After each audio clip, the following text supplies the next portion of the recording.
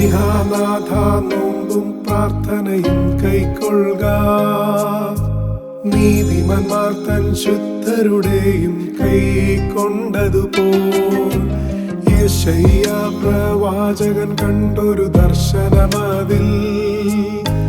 നിൻ ശുദ്ധതയിൽ തന്റെ അശുദ്ധി വെളിവായപ്പോൾ യാഗപീഠത്തിൽ നിന്നും തീക്കനൽ കൊണ്ടവനെ ശുദ്ധം ചെയ്തതുപോൽ ഞങ്ങളെയും ശുദ്ധീകരിക്കാം.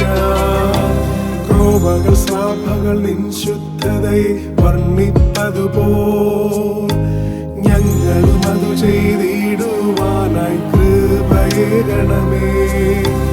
ഉത്തരമരുൾക അരുൾക ദേവ അനുഗ്രഹിക്ക. മധ്യചിത്തം അരുതാവേ നീ വരുത്തിയിടണമേ.